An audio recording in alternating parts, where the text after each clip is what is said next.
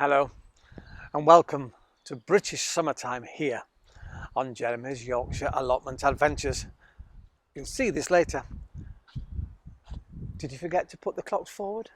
Well, it doesn't matter. Sit back, relax and enjoy today's show.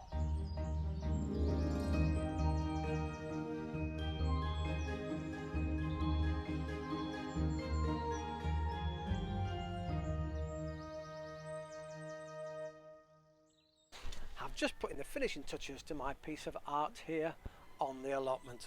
It's not really art actually, but can you guess what I'm going to use it for? Yes, you're right. My broad beans are now at a stage where they're ready to transplant outside. Hopefully, fingers crossed, the frosts have gone or we don't get as many morning frosts. If we do, I'll have to put some fleece around them. But this is my frame for them to grow up.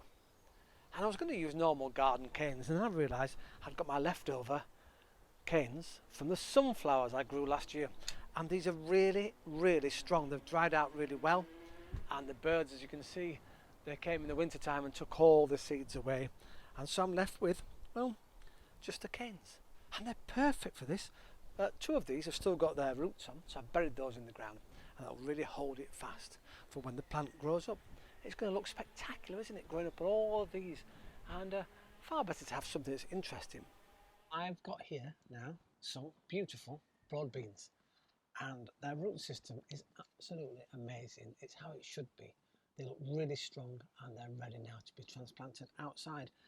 Broad beans don't really mind what sort of soil they have, as long as it's got some nice manure compost in it, which this one has here.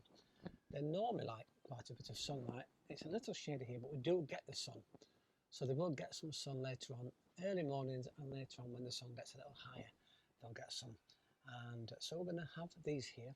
I've got plenty more of these in the greenhouse ready to plant out. So we'll put some others in a different location and we'll see which one comes out best. So I'm going to get on planting these. And as you can see, the weather is absolutely amazing. I'm actually in t-shirts. Look at that. Isn't that fantastic? Well, good old Yorkshire weather. I'm going to put them on the inside of the stems here, so then they can work their way up. It's beautiful soil here, but as I said, what I'm going to do, I've got some specialist vegetable compost and stick some of that in the bottom there, just to encourage the root growth. And we'll pop the first one in there, around the stem, bring the soil over, tamper it down, and then later on, they'll just wrap themselves round the stem as they go. And it'll just twine its way up and it'll look absolutely fantastic. Well, I'm going to get on with the rest and I'll see you in a bit.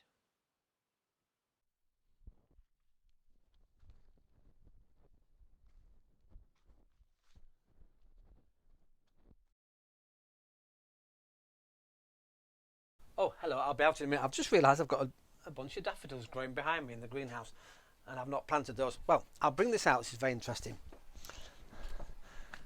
A few weeks ago I planted some peas in my piece of guttering here and I've been waiting for them to come up. Well, one's come up, but nobody else has decided to grow. In fact, I've been through the soil here to see if I can see any more peas coming, shoots happening, and there's nothing there. Mystery. I wonder whether they've been eaten, but by what? They've been inside the greenhouse and well, there's no holes. Another mystery.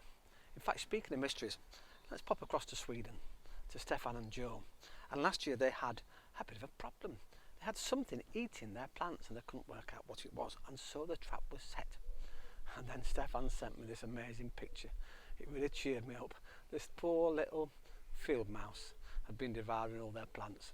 Not to fear though, it was captured and humanely released a few miles away in a wood in the hope it wouldn't find its way back into their garden.